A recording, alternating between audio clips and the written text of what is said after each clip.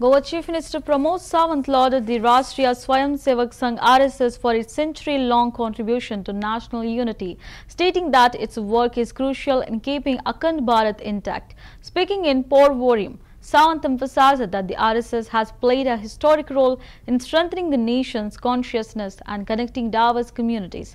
He noted that the organization's efforts go beyond politics, symbolizing social unity and cultural awakening. Sawant credited the RSS with instilling values of patriotism, service and discipline, especially in times of social division and ideological challenges. His remarks come amid growing discourse around cultural nationalism and the role of civil society organizations in shaping India's identity. करण्यासाठी आणि स्वप्नातील एकात्मता भारत, अखंड भारत हे स्वप्न साकार करण्यासाठी कित्येक संघ कार्यकर्त्यांनी काम केलेलं आहे. आणि तेच तर 100 वर्षानंतर बघतोय आपण की एकात्मता भारत, अखंड भारत हे स्वप्न आज सत्यात येत असताना आपल्या सगळ्यांना दिसतंय. म्हणून या 100 महान प्रचारकाचा ग्रंथाद्वारे मानवंदना देण्याचा हा उपक्रम हा एकदम स्तुत्य आणि प्रेरणादायी असा उपक्रम आपल्या सगळ्यांच्या समोर या पुस्तक रूपाने ठेवलेला आहे. त्याबद्दल मी पुनश्च एकदा खूप खूप अभिनंदन करतोय.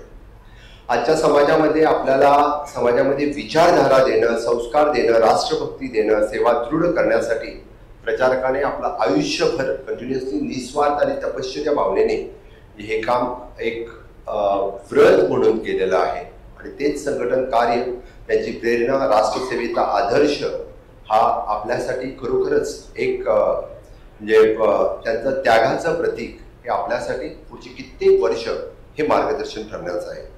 म्हणून लेखकाने लेखबद्ध केलेले त्यांच्यावरचे लेख हे सदोदित आपल्या सर्वांसाठी खूपच प्रेरणादायी ठरेल. म्हणून मी म्हटलं की आत्ताच्या नवीन पिढीसाठी हे वाचल्यानंतर आपणही असं समर्पित भावनेने कार्य करू हे त्यांना नक्कीच वाटेल.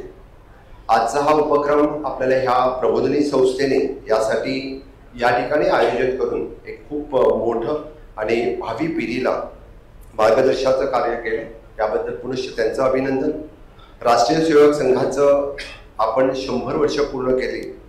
व्यक्तिनिर्माण आणि राष्ट्रनिर्माण हे केवळ फक्त भारतातच नव्हे तर पूर्ण जगभर आपण म्हणतोय की व्यक्तिनिर्माणाचं कार्य आजही सुरू आहे आणि यापुढेही ते अशाच पद्धतीने सुरू राहील.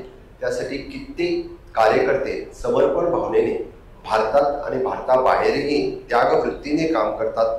त्यासाठी मी पुनश्च एकदा त्या सर्वांचं खूप खूप अभिनंदन करतोय. पण त्याचा भक्कम पाया तर तो 100 वर्षा अगोदर जे डॉक्टर केशव बहिराम हेडगेवार असेल, गुरुजी असेल किंवा कित्येक कार्यकर्त्याने त्याची म्हणजे मी म्हणेन की 100 कार्यकर्त्यांना शोधून काढून त्यांच्यावरती म्हणजे पुस्तक लिहिणं हे तसं खूप कठीण काम होतं. पण करण्यासाठी आणि स्वप्नातील एकात्मता भारत, अखंड भारत हे स्वप्न साकार